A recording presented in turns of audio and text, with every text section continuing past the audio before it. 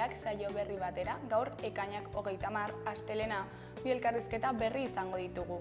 Alde batetik, Eneko Lizarberekin egongo gara, herri Sanferminetako antolakuntzatik datorrena.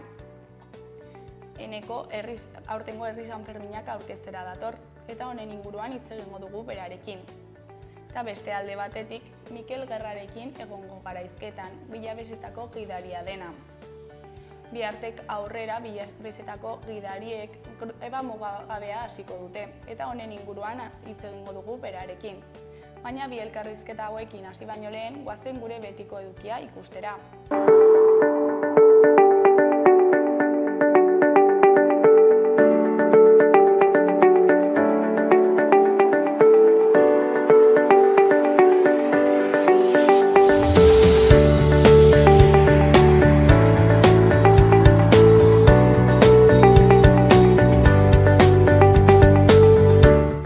Orain gaurko efemerideak ikustera. 1521 ekainaren 30ean Nafarrek Gaztelarren aurka borroka egin zuten Noaingo guduan.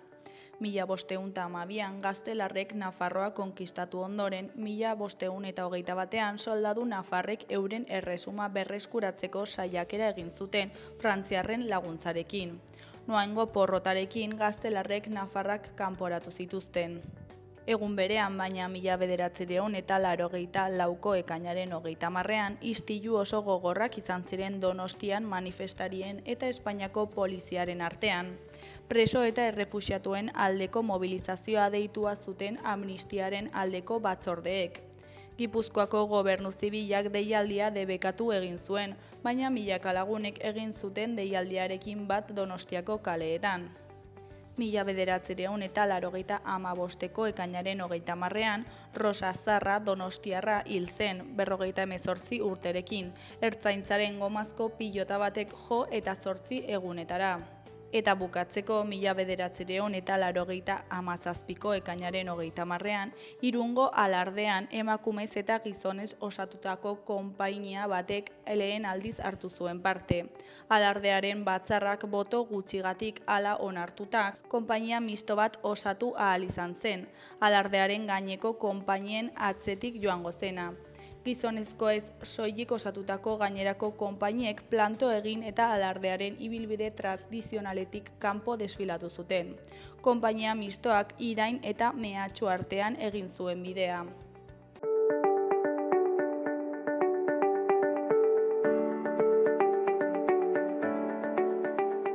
Ikus dezagun gaurko egunkarien azalek zer dioten. Diario de Noticias egunkarian horrela dio lerroburu nagusiak.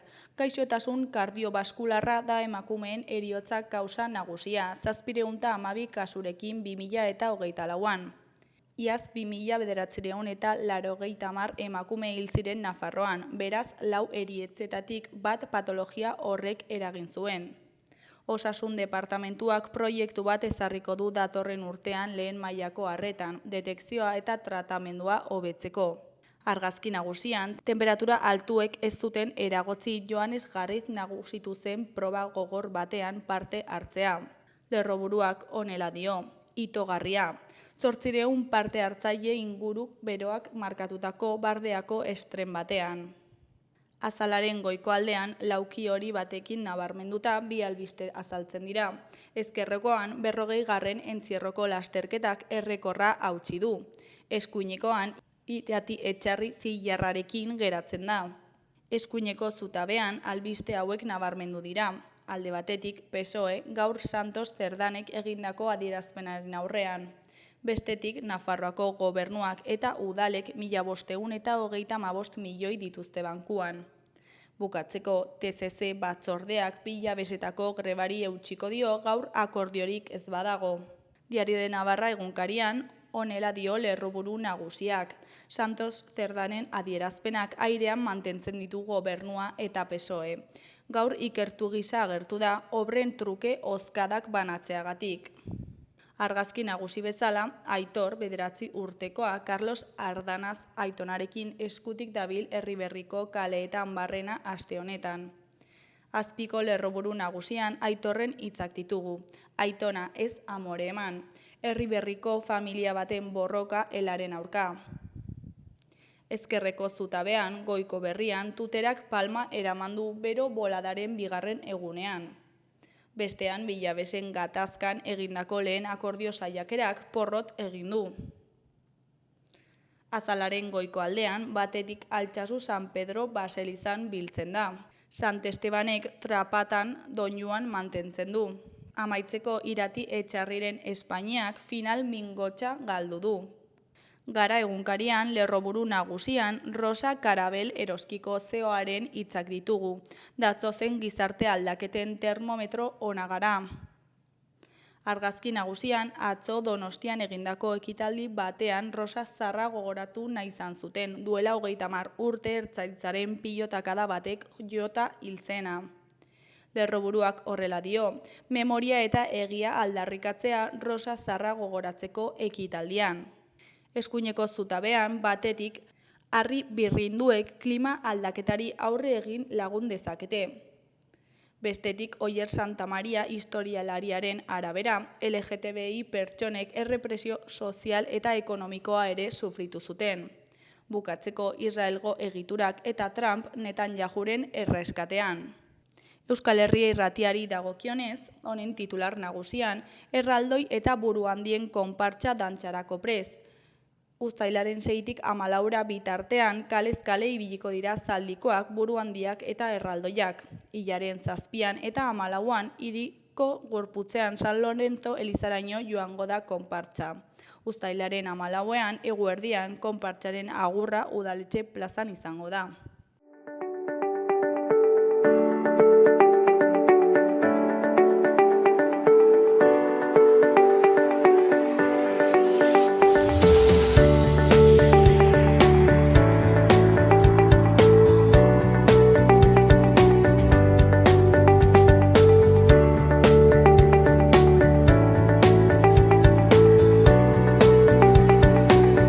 Kaixo, hasieran esan dugun bezala, orain Eneko Lizarberekin gaude. Kaixo, zer moduz? Kaixo, ongi.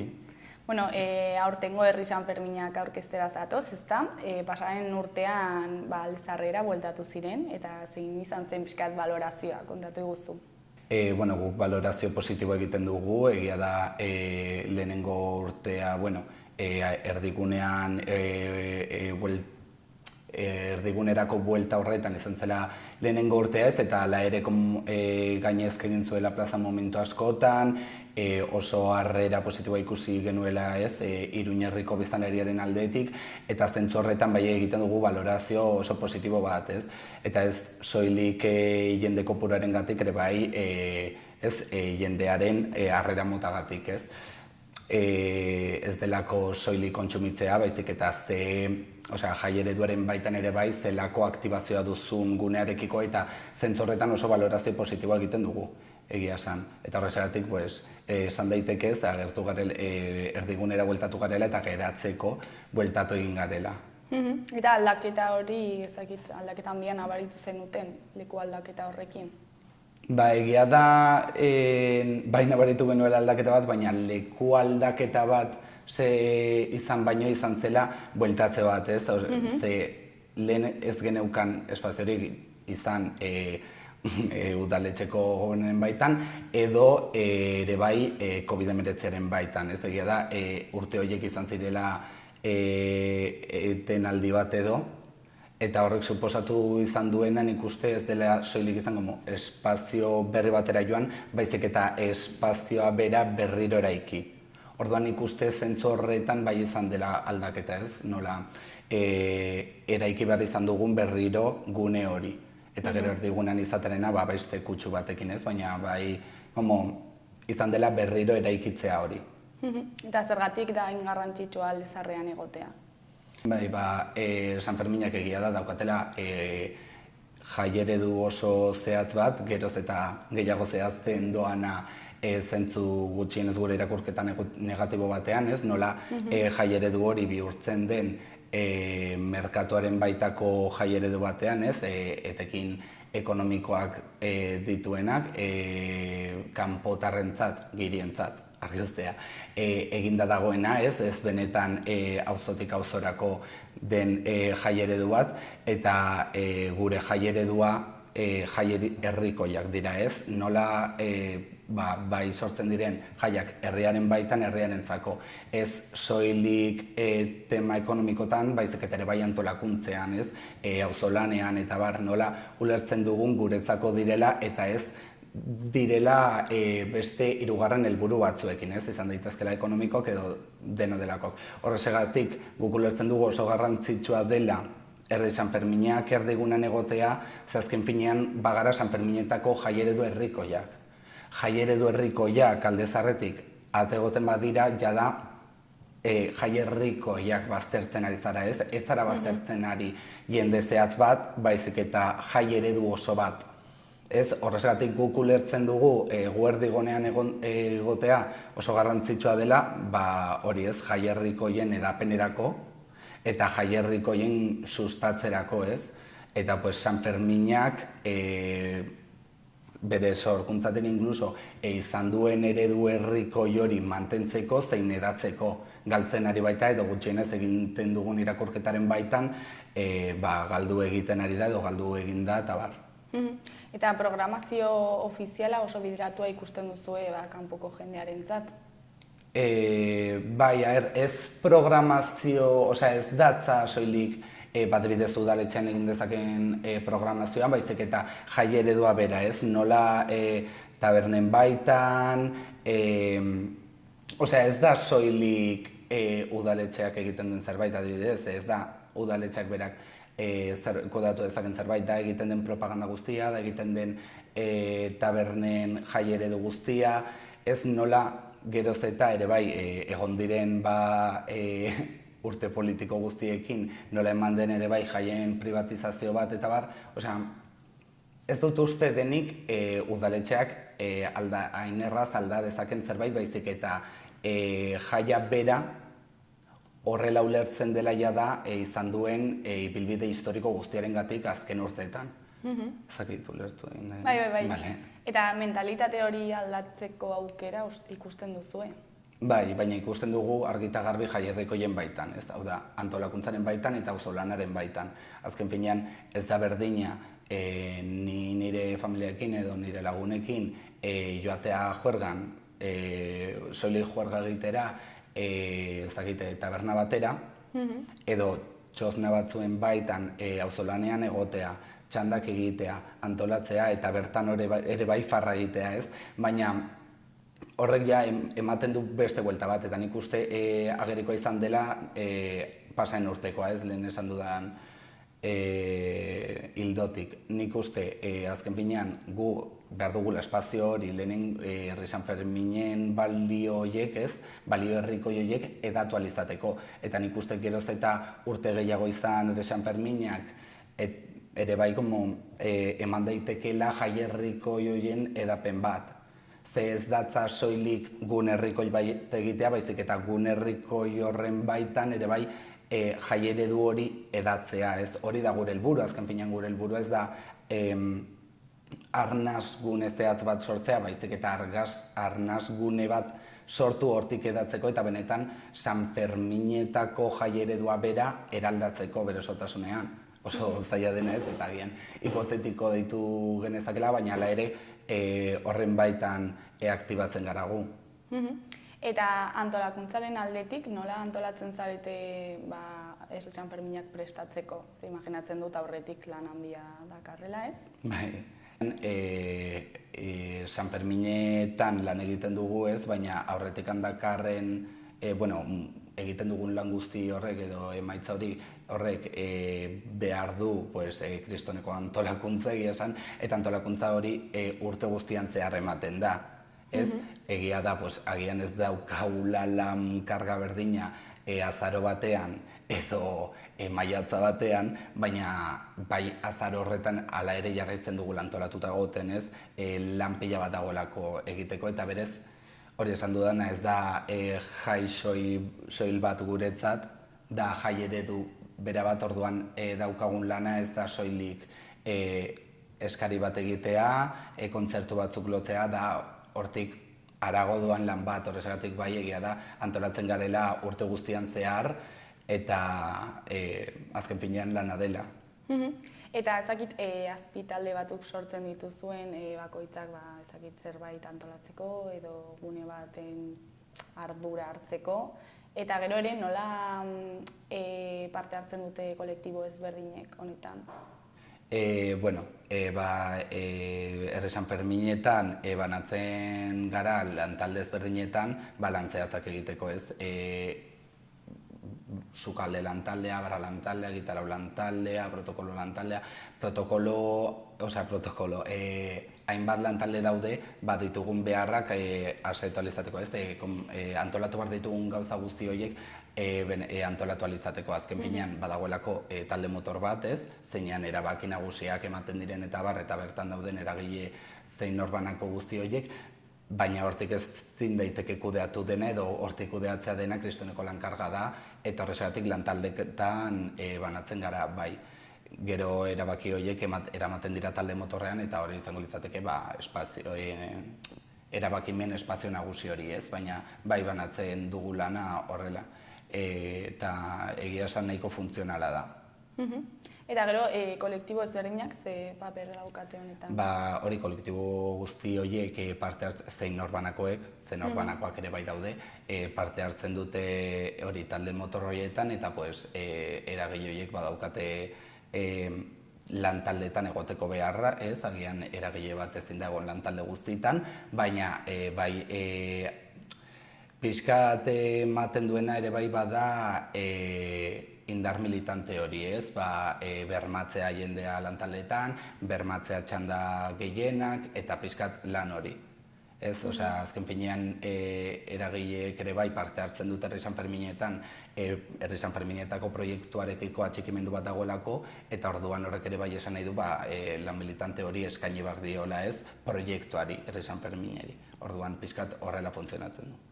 Eta San Ferminak behin hasten direnean, nola moldatzen zareta hainbeste jendea, hainbeste mugimendurekin? Berez Herri San Ferminetako lan zuzen hasten da auzolanetan, ez, izango litzateke auzolanak San Ferminak eta gero desmontajea, ere bai auzolana dela, eta lan hori azken finean koordinatzen da lantalden baitan, ez, lantaldei esker lortzen da koordinatzea dagoen lan guzti hori.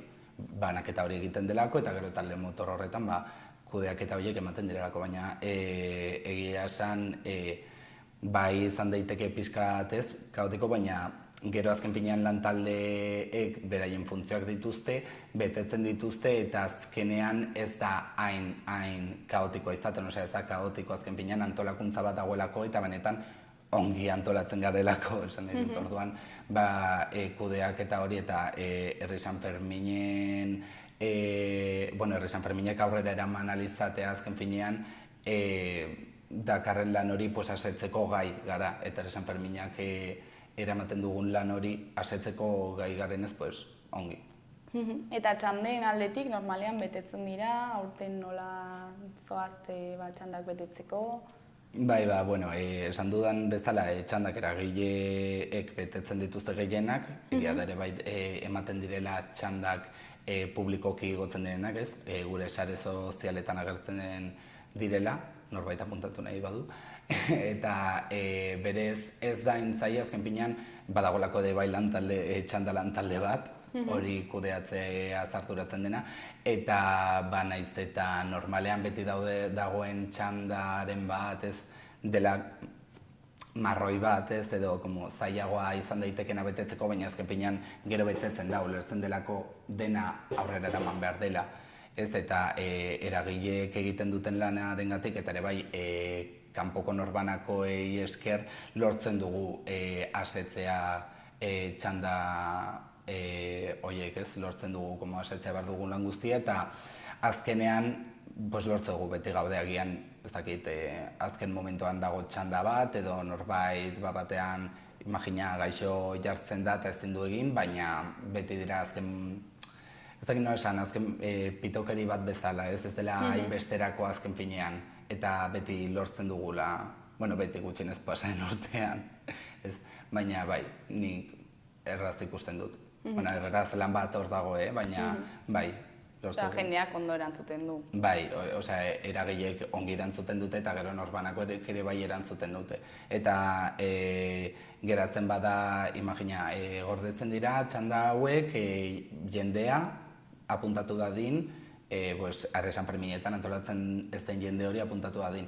Txandaren bat ez balitz betetzen, pasatzen zaio eragileren bati, egin dezakezu eta listo, baina printzipioz ez dago arazorik ere ez. Eta egitarauari dagokionez, ze egitarau daukagu aurten? Aurten uztailak 6an guk egingo dugu ordu biterditan txupinazo herrikoi bat ez, zeinetan adibidez izango dugun helburu salatzea San Ferminen bitartean eta berez jai gehienetan, baina nagusiki San Ferminetan areagotze bat ematen delako jaiaren dimentsioen baitan manteroek edo kaleko saltzaileek sofritzen duten jazarpen guztia salatzeko. Ulertuz horratzean dagoen klase problematika eta arraza problematika guztia, orduan pixkat hori lantzeko txupinazorrekoi bat egingo dugu. Gero ere bai egitarauarekiko adin ezberdinetara heldu nahi dugu ez dugu bakarrik gazteentzako jai eredu bat sortu, orduan egia da egingo direla antzerki ezberdinak, bertso saioak, bazkariak, egia da pasaren urtean alakoren bat egintzena, baina ez bazkariak nagusiki, baina aurten gehiago dimentsionatu izan nahi ditugula hauek. Bazkari desiente egongo dira, ia egunero egongo dira bazkariak, izan feminista, fasismoaren kontrakoa, gazte ikasle independentistan, amnistia bazkaria, bazkari pila bat egongo dira, eta hori, gero egia da ere bai, holtzarekiko beti izan dugu helburu ez holtza, benetan anitza eta inklusiboa izatea, baina aurten ere bai aurrera pauso batzuk eman ditugu horren baitan, eta mugitzen dugula ere bai aniztasun hori edo holtza hori nahi dugula bihurtu ere bai, bi mobiden baitan dela generoa eta ere bai hizkuntza, ez ulertzeko zer jarri nahi dugu holtzan, ez? Gure proiektuarekiko ere bai ulertzea zer da holtzen jartzen ari garena eta zer nahi dugun. Orduan horren baitan bai izan ditugula genero irizpide batzuk eta hizkuntza irizpide batzuk bermatu ahal izateko emakumea genero disidenteak eta euskararen presentzia holtzan egon behar duela. Azken finean gure proiektuare bai horren baitan mugitzen da. Orduan ezinbestekoa da hori izatea, ze bestela gu akabo esan nahi dut. Eta hori da pixkat egitarauaren laburpen bat edo, hala ere beti bezala izango ditugu kontzertuak, eta gutxi gehiago nahi duenek begira dezala ere San Ferminetako sare sozialetan, zeinetan hor bai agertzen den aisialdi guztia ongi garatua, baina egia esan nahiko pozik gaude aurtengo egitarauarekin. Eta nabari izan duzue publiko konkretu bat gehiegi hurbiltzen dela, esan nahi dut adibidez gazteak pasen urtean asko hurbildu zirela, baina igual familiak ez hainbeste edo jende helduagoa igual ez hainbeste. Bai, egia da oso zaila dela, bai somatu genuen ez argi eta garbi gure publiko gehiengoa gaztedia dela ez, baina zentzorretan ez gaitu nahi hainbeste kezkatzen da hainbesterako izatea, ze hori bagenekien, ez? Bagenekien oso zaila izango litzatekeela batean jai eredu perfektua lortzea eta elkartzea 5 urteko ume bat 90 urteko pertsona batekin, baina egia da baietz azken finean gure gitarauaren baitan, kontzertuen baitan eta bar, gehiengoa gazteak direla, baina horregatik ere bai eman ditugun aldaketa horiek lehen azaldu ditudanak, baina egia da ez dela izan hainbeste kezkatzen gaituen zerbait. Ikusi dugu txune bat eta horren baitan aldatuko dugu aurten egitaraua, orduan ikusiko dugu aurtengo San Ferminen ostean zein izango den balorazioa eta horren baitan aldatuko dugu ere bai egitaraua parte hartzaileago bihurtzeko eta adin ezberdinetara heldu ahal izateko, baina hori. Eta gero, pasaren urtean ere gaueko etenaldiak egin zen dituzten, ere auzoko jendea errespetatzeko, ez? Eta zer moduz joan zen hori, aurten ere errepikatuko duzue? Vale, etenaldiekin esan nahi duzu, gauean adibidez bukatzen dela goiz. Bai, hori da. Egia esan, errepikatuko dugu ere, gure proiektuaren baitan edo gure helburuarekin edo jaierriko hien baitan ulertzen dugulako alde zaharra dagoela masifikatuta San Ferminetan, Iruñako jaiak direla ez, San Fermina, baina soilik alde zaharrean geratzen dira, soilik erdigunean ematen direnak, eta hor ulertzen dugu hor gure espazioa izan behar dugula, baina aldi berean gu zentzorretan ez, agente aktiboak izan behar garela auzoaren zaintza horretan ez. Eta horrezegatik, etenaldi horiek jarraituko ditugu egiten aurten, ere bai kontuan hartuz, zegoen da asteburu, zegoen urrengoan den jai, zegoen eta zeinetan ez delako berdina izan daiteken larun bat, edo astelen bat, ez? Horregatik bai egingo ditugu. Eta zentzorretan ikuste findu dugula, ez? Egunaren arabera, etenaldi hori lehenago hasiko delako edo berandago, baina bai jarraituko dugula egiten eta azken finean auzoaren baitan ematen delako eta auzoa ez badugu errespetatzen zaintzen azken finean gure jaieredoak ez dauka zentzurik, ze jaierrikoiak dauka helburu errespetatzea jendea zein espazioa bera, ez lo egitea beste helburu baten baitan jaieredu toxiko bat, ez? Adibidez, merkatuaren baitan eman daiteken jaieredu bat, soilik helburu duena diru ateratzea eta eta guk ez guk herria dugu helburu, horregatik oso garrantzitsua da hau errespetatzea eta urtez urte hobetzea, baina gutxi hori. Eta ja bukatzeko, zer da San Fermin hau eta ez espero duzuena? Nik espero dut jendeak oso ongi pasatzea, benetan gure espazioera hurbiltzea, auzolanean jendeak parte hartzea edo gutxienez pasan urtean baino gehiago parte hartzea, benetan hori jaiaz disfrutatzean mundu oro, horrek implikatzen duenarekin inolako erasorik ez egotea ere bai, argi eta garbi egongo direnak, baina espero dugu jendea kontzientea gehiago izatea, gutxiago ematea eta ematen diren kasuak salatuak izan alizatea, gutxienez sozialki ez du zertan poliziari salatu behar, eta ere bai hori gure eguneak arrakasta izatea, ez arrakasta ekonomikoa, zeguk arrakasta ez dugu horren baitan neurtzen ez, baizik eta espazioarekiko egon den atxikimendu sozialaren baitan, eta nik espero dut herri San Ferminek pasen urtean izan zuten atxikimendu hori, lortzea eta gainditzea eta horten areta espazio gehiago izatea, ez, zentzorrendan benetan guk sozialki espazioa irabaztea. Eneko, mila esker gurekin hitz egiteko tartetxo bat ateratzeagatik eta zer moduz joaten diren azkeneko gauzatxoak eta zer moduz joaten diren San Ferminak baita ere. Ados, mila esker zuei ere. Barkatu.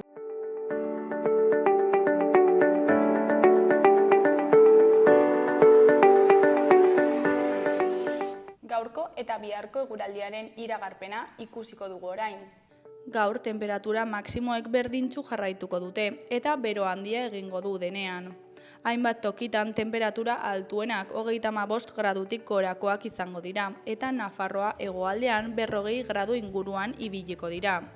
Kostaldeko maksimoak ez dira hain altuak izango, baina 30 gradutik gorakoak ia edozein kasuan. Goizean giroa eguzkitsua izango da, goi-hodei batzuekin. Arratsaldea aurrera joan ahala bero hodeiak garatuko dira eta amaieran zaparrada trumoitsuren bat egin dezake barnealdean. Arratsaldetik aurrera iparraldeko haizea ibiliko da. Asteartean kostaldean tenperatura maksimoak apur bat jaitsi egingo dira. Barnealdean bero handia egingo du oraindik, altuenak 30 eta 35 gradu artekoak izango baitira. Ebro ondoko eskualdeetan 35 gradutik gorakoa izan daitezkeelarik. Kostaldean zerua tarteka hodeitsu egongo da, behe hodeiekin, eta maksimoak 30 gradutik beherakoak izango dira bertan. Goizaldean eta arratsaldearen hasieran barnealdean eguzkia izango da jaun eta jabe. Oraindik baina arratsalde gau partean bero hodeiak agertuko dira eta ekaitzak jo dezake. Egunaren bigarren partean ipar haizea ibiliko da.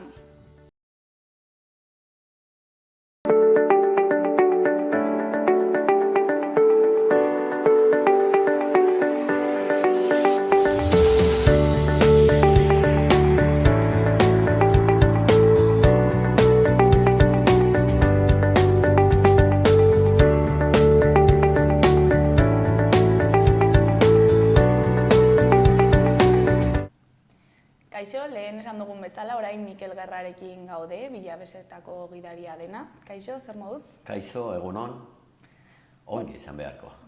Bueno, bai. Bai, egoera ez da hain ongi izateko, baina ongi gaude.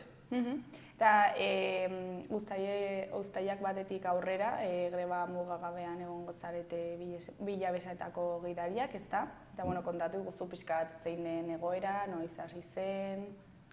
Bueno, zoritzarrez, bai, printzipioz eta oraintxe, esan dezaket, bihartik aurrera greba orokorra izango dugun.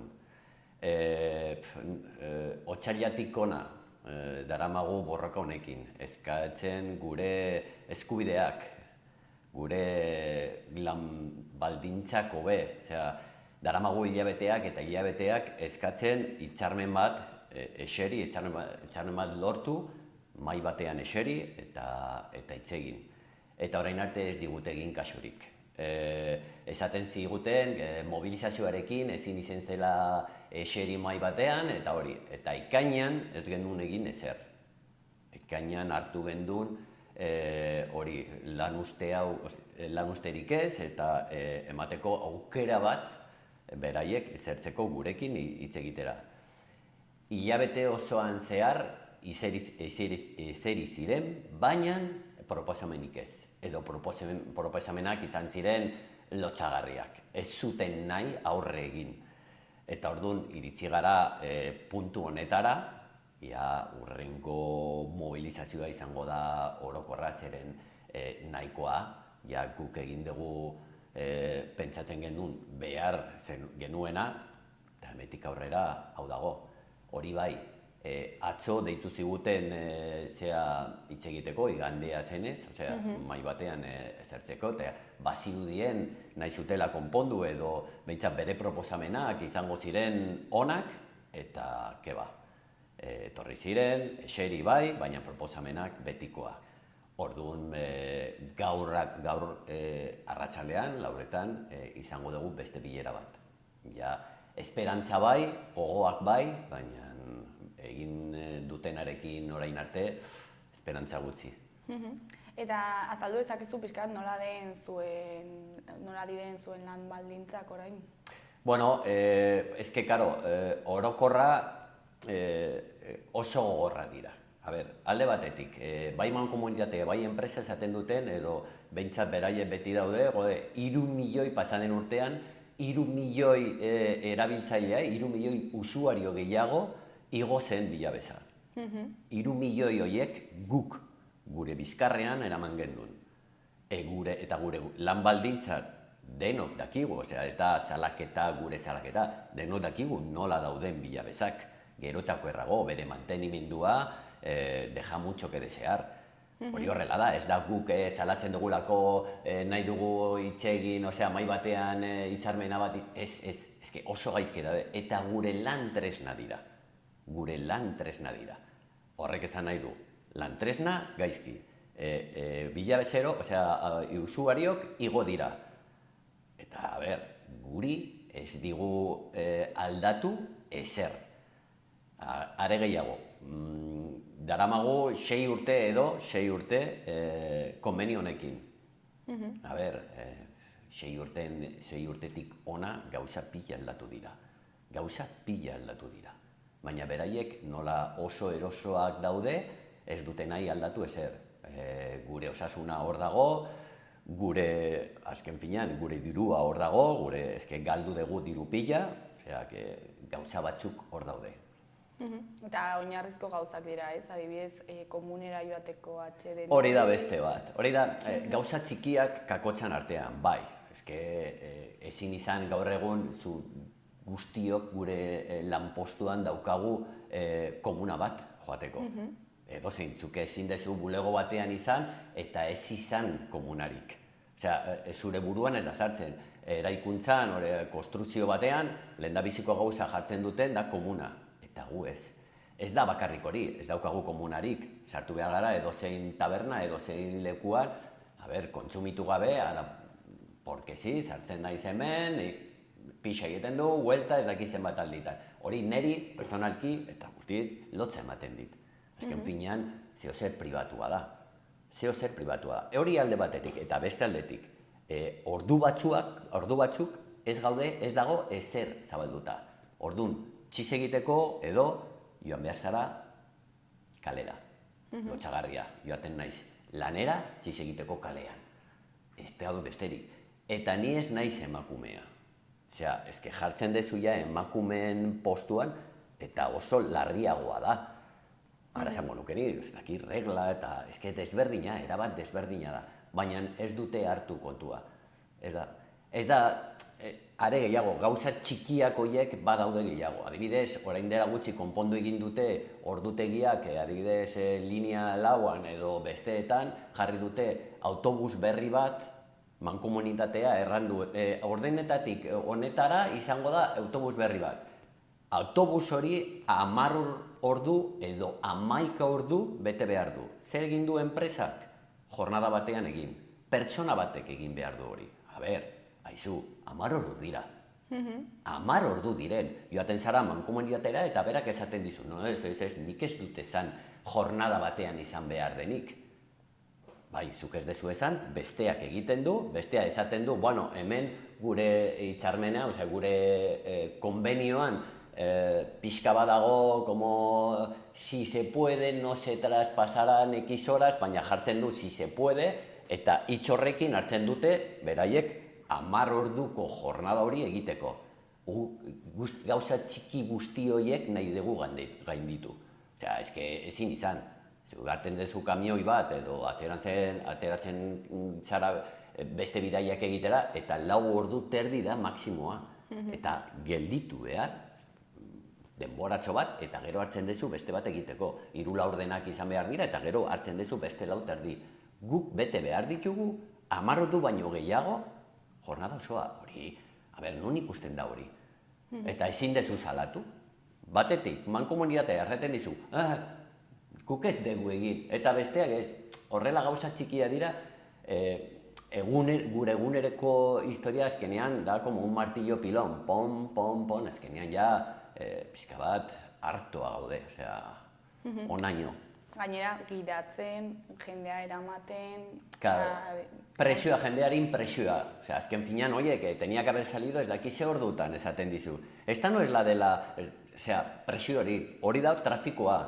Obretan gaude, ez dakit Pio 12 egingo dute, bestea egingo dute, horrek ezen edo murrizten dizu zure epea, zure denbora egiteko bidai bat emetik ona, baina ez da konturatzen, osea, hemen kriston obra dago, belozoan, obra, venga ba, eta bilabesa hor pasatu behar da.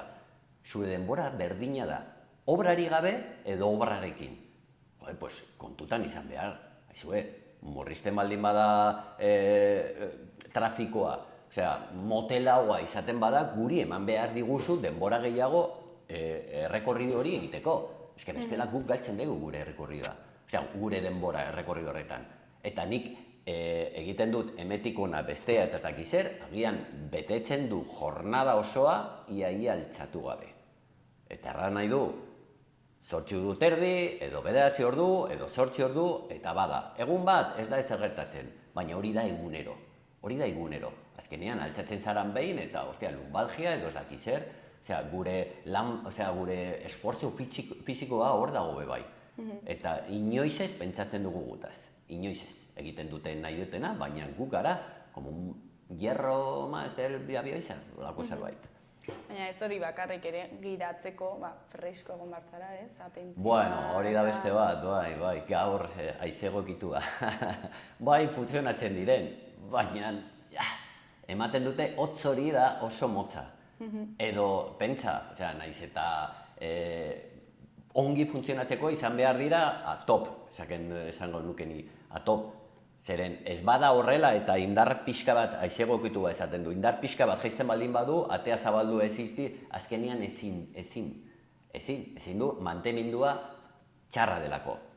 Eta, ez dut asmatzen ezer, jendea igoko da biabeza eta behin baina gehitan seguro sufritu duela beroa, beroegi. Hori da beste bat, baina, gero ez dizut kontatu zenbat gauza ditugu arazoetan bilabezak igotzen zarenean edo giatzen duzunean. Parece un arbolito de Navidad. Du kuadro ez testigo hau, bestea, eta funtzionatzen, edo zabaltzen dezu atea eta zabaltzen ongi, edo ez du eizten ongi, edo gauza txiki horiek azken finean zure jornadan jotzen du. Eta hau guztia salatzeko, hainbat lan uste egin dituzu, ezta? Beti goizez izaten dira? Bai, hasi ginen otsailean. 4:30 bat, edo 6:00 zortzietara, egin gendun, pentsatzen ere, zerbitzu publiko bat garen. Eta ezin dezu egin kalte, azken finean, kalte gehien hori jendea edo jasotzen du. Orduan, nahi gendun izan, mobilizazio egin behar dugu, kalte gutxi egiten dugu jendeari, azken finean hori, garraio publikoa gara, eta hauek, bai mankomunitatea, bai enpresa egiten digute kaso. Baina ez da izan horrela. Otsaila, martxoa, apirila, maiatza, 4 hilabete hori egiten. Bazirudien, edo esaten zuten, que les da la risa. Azken finean hori ez da mobilizazioa, baina zer nahi dezue? Hau, uztailatik bat aurretik egingo duguna, hau nahi dute. Zergaitik? Ez dakit, ez dut ulertzen. Agian pentsatzen guk desberdina hauek dira lakasta, goiko partea, gu gara enpresa, gu gara daukaguna, eta besteok hor gaude. Ez dugu ulertzen, zurtan lur gaude enpresa eta baimo komunitatearekin. Eta imaginatzen dut langileen artean ja zerrea piztu dela, ez? Bai, zorionez, denok batera gaude. Deno bate, orain arte mobilizazio guztia egin deguna, izan dira 100% bete dira. 100%. Hori kriston postasuna da. Endarre ematen dizu eta gogoak aurrera jarraitzeko. Hori egia da. Plantilla batuta dago, batera goaz. Eta honekin ere, azken asanbladan, hori greba orokorra baimena emateko, jendea atera zen beroa eta nabaritzen den asanbladan jendea zegoen pres aurre egiteko, frente egiteko. Orain arte egin dutena da gutaz farra.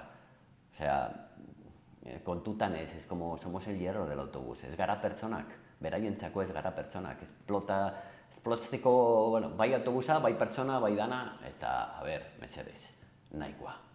Eta 100% hori ere betetzeak, Beitu, gaur, astelena da, gaur ez dakit 11 edo ez dakit ze ordu zehatza da, baina oraindik ez dakigu ze zerbitzu minimoak daude biharko.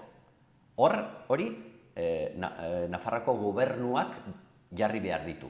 Orain arte ez ditu jarri. Hau da, ja, gehiegi. Jendea orain goizean galdezka dabil, edo gero arratsaldean galdezka dabil jakiteko biharko nola izango diren bilabezak, eta guk ez daukagu erantzunik. Guk gidaria bezala, baina administrazioak ere ez du erakutsi, bai, normalean jartzen dute pegatinak, hemetik ona izango da, hauek dira, ez dute jarri zerbitzu minimoak. Ez dut ulertzen, nahi badute, ez da aterako ez da autobus bat ere ez. Guren aldetik ez daukagu arazorik. Ez dugu osoko, beteko zerbitzu mila, ez dugu egingo ezer. Baina lotxagarria ez da guretzat, baizik eta pertsonentzak erabiltzen girentzako da. Nola ez deituzue jartzen jada zerbitzu minimo horiek? Ez dakit. Hau da, dana dago, beraien aldetik pixka bat pentsatzen duten beldurra sartu edo ez dakit. Edo belturtuko ginela, edo ez dakit, baina ez da horrela. Tinko gaude, gogoekin aurre egiteko eta horrela egingo dugu. Eta zerbitzu publiko bat izan da, nork dauka erantzunkizuna? Mankomunitatea, Bueno, mankomunitatea enpresa? responsablea da. Azken finean, beraiek konkurtso bat egiten du, enpresa pribatu batek hartzen du, baina garantea, vigilantea izan behar da mankomunitatea, zerbitzu publiko bat delako. Zuk ezin dezu, bale, zuk hartu dezu konkursoa eta nik emetik aurrera utzi. Eta berak egingo duena, me la pela. A ber, hau ez da horrela. Zuk zaindu behar duzu bai zerbitzua, bai autobusak, eta bai gure lanpostuak, pertsona garelako, hemengoa garelako. Ezin dezu onartu zu administrazio bezala, izatea enpresa bat esplotatzen duela jendea. Siglo XXI esplotazioa baztertu izan behar da, ez? Eta administrazioaren aldetik, ara gehiago, azken finean, enpresa pribatu bat, eta nik egiten ditut tornilloak edo ez dakit, eta nik egiten du nahi dudana, baina enpresa bada, eta zu zeuk. Eta zure langileek jakingo dute zer egingo. Baina hemen ezberdina da, hiri garraioa. Zuk, mankomunitatea bezala, garantea zara. Baina ez du egin ezer, nola esaten da, dejazion egin du. Horrela, noizeamen ateratzen, nos gustaría que no habría huelga. Ja, zer egin dezuzuk. Presionatu eta esan, hau ez da horrela, bestela galdu eta etxera, eta beste bat etorri. Claro, horrela izan behar da. Zuk etorritzen zara pertsonarekin, lan egiten duzu pertsonarekin, eta hori desberdina da. Ez da esan dizuna da, ez da pieza bat, baizik eta pertsonak. Bai egiten dugun lanak eta erabiltzaileak. Bai, eta ere ulertzen da enpresa pribatuak etekinak pilatzen dituela, edo normalean hori da helburua, baina igual administraziotik beste helburu batzuk izan behar. Claro, jakin behar dezu, bai, etortzen zara enpresa modua zure etekinak ateratzeko ongi dagoela. Nik horri buruz ez dut esango ezer. Minimo batzuekin. Claro. Ez que pentsa zer egin ziguten. Orain dela 6 urte edo, murriztu egin zuten gure soldata, 5,28, 5,18, jeitzu murriztu egin zuten gure soldata, esanez, que como no llegamos al previsión que teníamos de ganancias, os bajamos. Ez da dirua galtzeagaitik, baizik eta beraiek, bere prebisioak ez zuten bete. Orduan zer egin zuten, gure soldata jeitzi. A ver, joder, zentremonos. Gautza bada zuk galtzen baldin badezu dirua, eseri gurekin, hitzegin, eta aber nola molda gaitezke, eta beste gauza da, esaten dezu, ez nire tekina ez da izango ni pentsatzen duena, hasi que zuek galduko dezue dirua. Eta orain arte, guk mai gainean gaur egun jartzen dugu, nahi degula berreskuratu diru hori.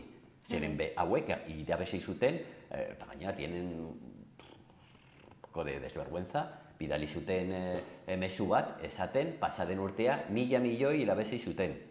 A ber, hostias, 1.000 milioi, ez que hau da, moventi da internazionala, edo ez da bakarrik hemengoa, baizik eta badu enpresan 1.000 milioi.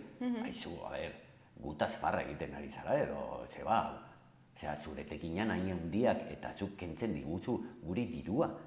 Ez que, horrela, hori jakiteko edo zentratzeko ze enpresa daukagu gainean. Osea, hori, ezke borrokatu egin behar dugu. Ezke ez dago besterik borrokatu egin behar dugu. Eta Nafarroako gobernuak zer paper dauka honetan? Ez du egin ezer nahi arte.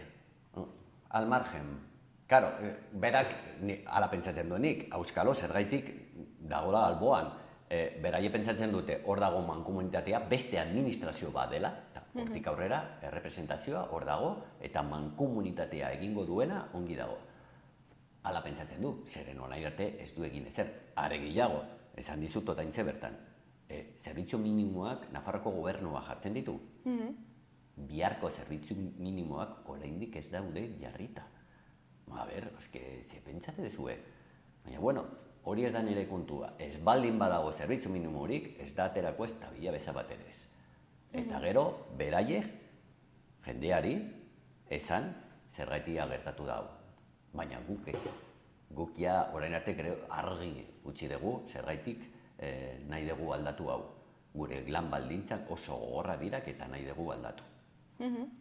Eta, bueno, orain San Ferminak ja hor ditugu, igandean hasten dira, eta normalean bilabesen kopurua handitzen da egun hauetarako, eta zer gertatuko da hauekin? Bueno, hori da zalantza handi bat. Baina egia esan, ez da nire preokupazioa. Benetan. Osea, ni nahi dudana hau lortu, hitzarmena on bat lortu, gure lanpostuak hobetu, gure lan baldintzak hobetu, eta kitxo. Eta honekin izorratzen baldin bada jendea, ze pena, baina bitu non hasten gara, otsailetik. Eta egin dugu mobilizazioa pentsatzen kalte txikiak egitea. Osea, guk ja, gurea, mai gainean jarri dugu, gure voluntadea edo gure voluntade ona mai gainean jarri genduen. Ekainan ez zegoen mobilizazioarik. Ez dakit, giro on bat emoteko, hitzarmenarako, edo guk ja, ahal genuena edo nahi genuena egin genduen. Orain, hastiko da, uztaila, desberdina da. Uste dut nahi dugu erakutsi gure haserretasuna, nahi dugu erakutsi, nahikoa dela. Horrekin batera San Fermina jendea kaltegarria izango, bai, badakigu. Baina ez da besterik. Guk ez gara iritzi ona ezer esan gabe eta bapatean planteatu egin dugu hau. Ez guztiok bagenekien zer gertatu, zer egin dugu orain arte. Bai, argi dago zuen errua ez dela. Baina ezakit honen ondorioz presio handituko dela eta ezakit uste duzuen hitzarmena iritsiko dela, ezakit? Pues, urduri daude. Claro, gero mankomunitatea esan behar du, ez dago zerbitzurik, San Ferminetan, eta badaki zer gertatzen den, beraie jakingo dute. Badakigu presio badela, badakigu. Baina ez genuen nahi alakorik egin, ez genuen nahi. Eta argi esan dizut, otsailetik ona, hor dago. Osea, guke ez gara sentitzen erruna, sentitzen dugu, sentitzen dugu benetan egoera honetara iritsi, baina gure eskuetan ez dago. Osea, zuk edo edozein pertsona pentsatuko du, orain ezin dezu gutxi. Osea, otsailetik ona borrokatzen, eta iristen da San Ferminak, ez dugu egingo ezer. Ez, jarrituko dugu gure bidean. Azken finean, kaltegarria izango da, baina gure etorkizunari begiratu. Osea, guk jarrituko dugu hor lanean eta nahi dugu sufritu gero eta gutxiago posible baldin bada. Eta nola uste duzue, etorriko dela etorkizuna? Uste duzue akordio bat? Baikorra izango naiz, benga benetan, nahiago dut baikorra izatea. Gaur arratsaldean etorriko dira eta etorriko dira benetazko gogoak konpontzeko hau. Orain arte ez dira etorri, ekainan etortzen dira edo bertan bera usten zuten bilera, sin decir nada, bakizu, ezer esan gabe, ez gara joango. Hitzarmena, gidoia eginda zegoen. Asteartea, osteguna, hitz egingo dugu, hau lortu arte eta batean esaten diguten. Ez garela joango. Nos toma por el pito un sereno. Hau ez da horrela, zuk nahi baldin badezu konpondu hori, izango zara hor jotake, orduak eta orduak edo egunak eta egunak lortu arte. Baina etortzen dira proposenari gabe edo proposen lotxagarriak, esaten, zuk ez dezu nahi konpondu ezer. Ez dezu nahi konpondu ezer. Baina, ona iritsi gara eta nik nahi dut izan baikorra. Eta gaur arratsaldean etorriko dira konpontzeko dena eta hori, akordio batera iritsiko garen. Ez gara guk eskatzen, gu oso malgua gara. Gu mai gainean jarri ditugu gauza pilak, baina ulertzen dugu zer galdu behar dugun. Hori badakigu ere, badakigu. Baina, dena ez. Hori da negoziaketa bat. Hemen bai, bestea, hau, imaginazio, ez daki zer. Baina, etortzen baldin badira ez negoziatzera, jartzen dute hau eta hau, horretaz ez dugu hitz egingo, no jodas, hau ez da normala. Ez dakit, behintzat, negoziaketa bada. Zu jartzen dezu, hau bestean malgutasuna bien artean. Baina orain arte oso estua, oso rigidua izan dira hitzarmenak. Hori ez da normala. Horrek esan nahi du ez dutela nahi konpondu. Zergaitik, auskalo. Bueno, egia den eta gaur akordio batera iristen zareten. Bai. Eta ja bukatzeko ez dakit mezuren bat bidali nahi duzun, jendeari edo... Batez ere jendeari. Barkamena eskatu, ez gara errudunak, ez dugu nahi halakorik egin, baina seguro guztiok gara langileok, eta bakoitza bere enpresan edo bere lanpostuan baten batzutan egiten dugu gure borroka. Espero dugu ulertu, jendearen aldetik ulertu. Eta are gehiago, espero dut gaur jadana konpondu eta barkamena hori ez izan beharrezkoa. Bueno, Mikel, mila esker gurera etortzeagatik eta ea zer moduz joaten den gaurko negoziazioa eta grebara iristen baldin bazarete, greba ere ea zer moduz eta San Ferminen kontua ere. Eskerrik asko benetan, ahotsa jartzeagatik. Eta espero dut hori ez izatea edo izaten baldin bada motza. Baina borroka luze nahi baldin badute, hemen gaude be bai. Hori da, ea zuen helburuak lortzen dituzuen behingoz. Eskerrik asko. Bueno, ondo segi, agur. Agur.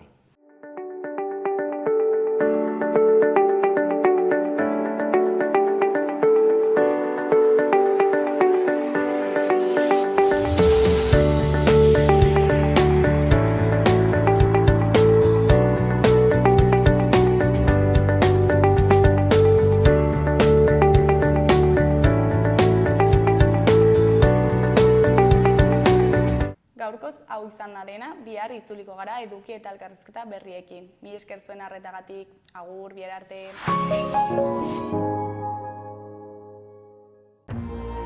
Gobierno de Navarra. Nafarroako gobernua.